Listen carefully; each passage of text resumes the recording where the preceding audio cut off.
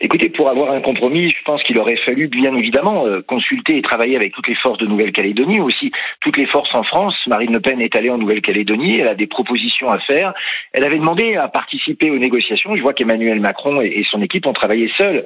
Or, sur un tel bouleversement constitutionnel, je pense qu'il aurait été beaucoup plus sage et beaucoup plus intelligent de prendre l'avis de toutes les forces politiques en Nouvelle-Calédonie ou sur l'Hexagone. Maintenant, cet accord pose beaucoup de questions et nous allons l'étudier dans le détail pour essayer d'y répondre.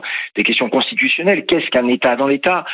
Dans quelle mesure peut-on parler de souveraineté ? La notion est nouvelle et probablement compliquée. Compliquée aussi quand on sait que la France doit être, selon la Constitution, une et indivisible. Donc on va regarder ça de près. Et puis un manque flagrant d'ambition économique et de développement. Or nous pensons que la cohésion de la Nouvelle-Calédonie, la construction d'un avenir pour la Nouvelle-Calédonie passe aussi par un avenir économique et la fin des incertitudes.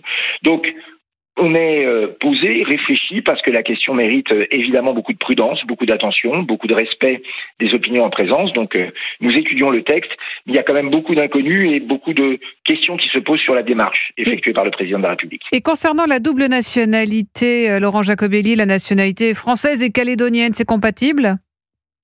C'est ce sur quoi nous travaillons, parce que comme je le disais, la nation est une et indivisible, donc avoir un État dans l'État, comment ça se coordonne.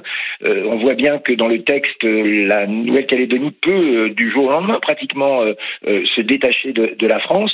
Donc il faut regarder ça dans le détail. C'est finalement une question constitutionnelle un peu surprenante qui nous est posée. Je pense que la réponse n'est pas immédiate, puisque ce modèle n'existe pas, et que donc il mérite qu'on réponde à une question, notamment une autre question pour tous les territoires français d'outre-mer.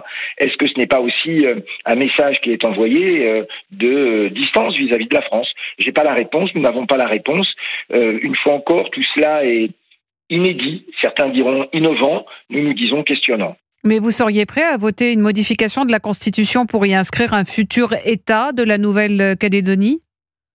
Sur le principe, nous ne sommes fermés à rien, nous allons l'étudier, mais nous avons des points de vigilance sur l'unité de la nation, sur le fait que la Nouvelle-Calédonie soit à part entière membre de la communauté nationale française. Donc nous allons regarder tout ça dans le détail. Vous savez, je le regrette une fois encore, Marine Le Pen n'a pas été associée aux négociations. Ça aurait probablement facilité les choses si toutes les forces politiques, notamment la première de France, avaient été consultées, inscrites dans un processus de discussion.